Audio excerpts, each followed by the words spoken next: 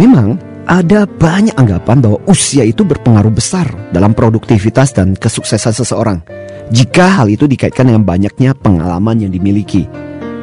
Orang yang berpengalaman diyakini punya intuisi dan kepekaan dalam mengambil langkah dan tindakan. Kalau dibilang asam garamnya benar-benar sudah penuh untuk merajut prestasi. Tapi jangan salah sangka loh.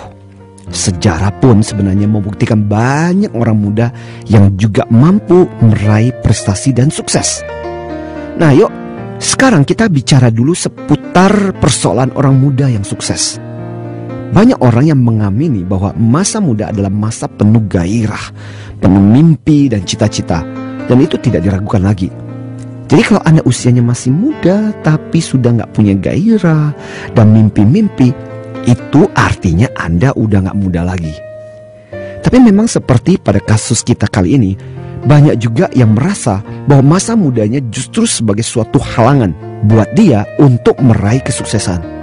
Bahkan ada yang sengaja menunda kesuksesannya dengan berpikir, aku ini kan masih muda. Atau, oke deh, saya kan masih punya banyak waktu buat belajar. Atau, pelan-pelan aja deh, masih banyak kan waktunya. Atau, kayaknya untuk bidang saya, orang biasanya mencapai kesuksesan setelah usia di atas 40 tahun deh. Jadi, sulit buat saya untuk diakui dalam usia yang masih bau kencur ini. Perasaan rendah diri orang muda ini selayaknya dikikis.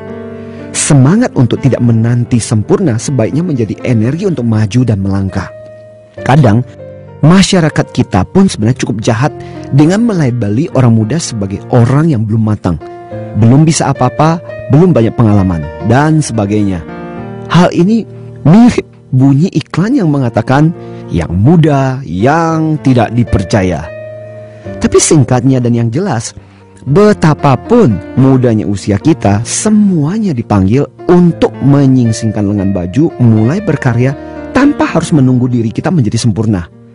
Jangan menunggu punya banyak pengalaman dulu atau menggunakan usia sebagai excuse atau pembenaran atas tidak berprestasinya diri kita.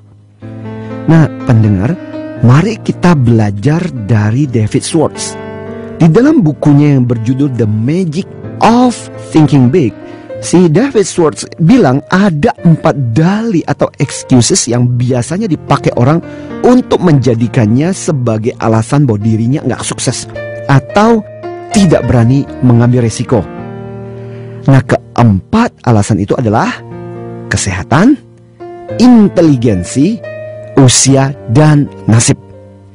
Jadi pendengar, sekarang mari kita perhatikan potongan kisah sukses dari orang-orang sukses dan terkenal.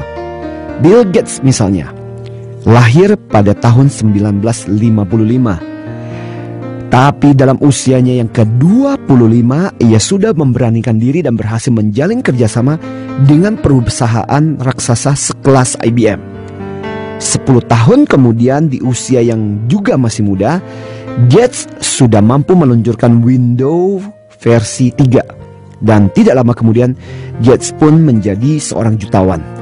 Dan hingga sekarang Bill Gates berulang kali masuk dalam daftar orang-orang terkaya di dunia.